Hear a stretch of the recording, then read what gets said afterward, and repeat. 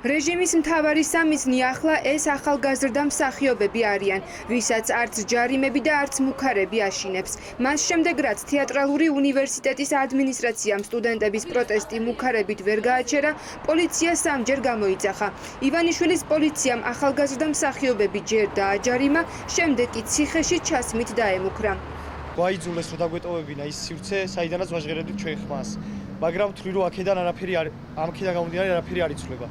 ჩვენ ბოლომდე პირობას გაძლევთ რომ ვიბრძოლებთ ყველა უკანონო დაპატიმრებული ადამიანისთვის და ვიბრძოლებთ ამ ქვეყნის მომავლისთვის. იყო მუქარა რომ შეიძლებოდა ჩვენი პატიმრობაში გადაყვანა, დაჯარიმება და შევიწროვება. ჩვენ გვაიძულეს უნივერსიტეტის დატოვება ძალიან ბევრი манипуляციით თუ სხვადასხვა ხერხით. დღეს იწყება იმაზე ძლიერი სტუდენტური პროტესტი, ვიდრე ეს აქამდე ყოფილა და ამის გარანტიას და ამის იმედს გადლებთ ჩვენ, რომ ეს პროტესტი კი არ ჩერდება, იწყება ბევრად უფრო დიდი ეტაპი. ამ შენობაში სტუდენტებს გაფიცვის 84 დღე უნდა გაეტარებინათ, თუმცა ადმინისტრაციამ მათ წინააღმდეგ საპოლიციო ძალებით სრული ტერორი მოაწყო. პოლიციამ 1000-მდე სტუდენტი 5000 ლარით დააჯარიმა. გომილაურის უწყება რამდენიმე საათი ფიქრობდა, რომელი კანონის მუხლით დაესაჯა ახალგაზრდა მსახიობები. ბოლოს კი გაახსენდათ ის რეპრესიული კანონი, რომელიც შენობაში манифესტს კრძალავს. რის საფუძველზე დააჯარიმათ? შეკრება манифესტაციის შესახებ კანონი. კონკრეტულად რა დააშავეს კონკრეტულად? ადმინისტრაციის ნებართვა ჭირდება, რომ გამართონ იქ საპროტესტო პროტესტი რომ გამოიწვიოს.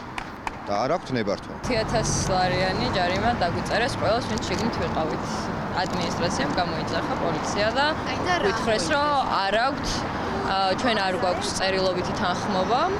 შესაბამისად ჯარიმდებით. გაუმორჩილებლობის გამო დაგვაჯარიმეს, რომ არ გადმოვინაცვლეთ სალაროს ტერიტორიაზე. ჩვენ არაერთი ალტერნატივა შევთავაზეთ უნივერსიტეტს, სადაც შეიძლება და ჩვენი გაჩერება ამ პერიოდის განმავლობაში, მაგრამ უნივერსიტეტმა უარი განაცხადა. ჯამში საპატრულო პოლიციამ 50000 ლარის ჯარიმა გამოწერა.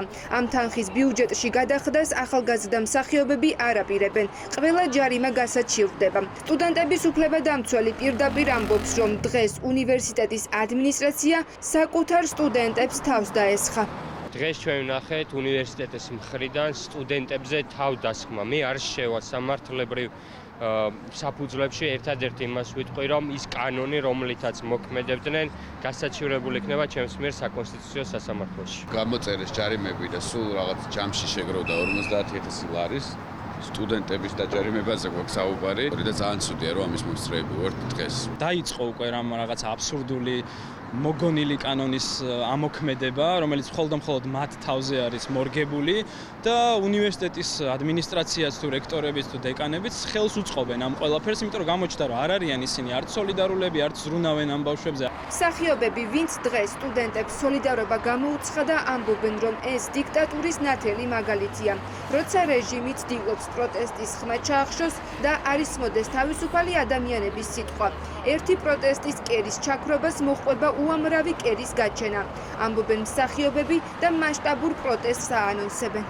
უკეთესად იცხოვრებთ, თუ საერთოდ არ იქნება პროტესტი, თუ არც ახალგაზრდები არ იქნებიან, არც ჩვენ არ ვიქნებ, თუ გავქრებით ხვალ დილას თქვენ რომ გაიღვიძეთ, ბედნიერად იცხოვრებთ, კარგად ეს ქვეყანა კარგად აშენდება, ეჭვი მეპარება. ამ ბავშვებს უნდა ყველა პროტესტის მქონე ახალგაზრდას უნდა გაფრთხილება, მასთან საუბარია საჭირო, მოსმენა და თუნდაც 6 თვე და 8 თვე იყოს ეს პროტესტი. სტუდენტი, რომელსაც აქვს სურვილი რომ გააპროტესტოს, როცა ამ სურვილს უკლავ, არის არაადამიანობა.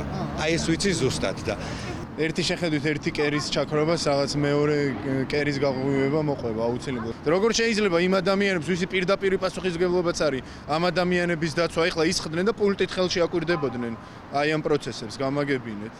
ვინც აუდიტორიებში ლიტერატურის ისტორიით და ხელოვნების ისტორიით და ასე შემდეგ, მე ამ ბოხეობას და ხელოვნებას ასწავლიან. მე ამ ბოხეობაზე დგას პირველ რიგში ეგ პროფესია. მაგას ასწავლენ და საქმით აჩვევენ იმას, შემგუებლობას და მონობას. აი ხო ხედა მონობის მაგალითს აძლევენ ახლა მაგით. რაც უფრო აწვევი რაღაცა მოცემულობას, რომელიც გულწრფელი პროტესტია და ეს არის თავისუფლების მოთხოვნა, შენი ქვეყნის, შენი თავის და მომავლის, რაც უფრო ძლიერად აწვების ამომგდები ძალა კიდევ უფრო მეტად იმოქმედებს. ამიტომ ესენი ხო ახალგაზრდები არიან, ესენი მომავალი თაობა არიან. ახლა მეც დღეს ვდგავარ აქ, იმიტომ მოვედი, რომ ეს ადამიანები ამდენიმე წელიწადში ჩემი პარტნიორები იქნებიან სცენაზე ან თუ კინოში და როგორ შეიძლება მე მათ თვალი გაუსწორო შემდეგ თუ მათ გვერდზე არ ვიქნები დღეს. მთელი დღე თეატრალური უნივერსიტეტის სტუდენტები შენობიდან გამოყრას ცდილობდა.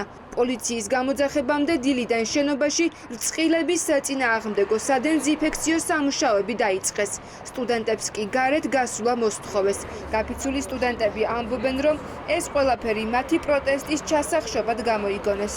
მათი მცდელობა არის, რომ გაგვაშავონ სხვა სტუდენტებთან, რომლებიც არ არიან გაფიცულები და არ აპროტესტებენ, მათთან მოიტყუონ, რომ ჩვენ არ ვაძლევთ ამ ყველაფრის საშუალებას, როცა თავიანთი არჩევანი არის და ვიდეოც ჩავწერეთ, რომ დასვის უფროსოვნებით, რომ ახლა შენით ირჩევ, რომ არ შეწამოთ აქაურობა.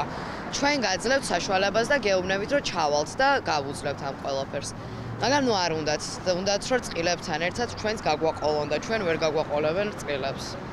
მიუხედავად იმისა, რომ ივანიშვილის პოლიცია სტუდენტებს დაჭერებით ემუქრება, მსახიობები აანონსებენ, რომ პროტესტი კვლავ გაგრძელდება და ის უფრო მასშტაბურ ხასიათს მიიღებს.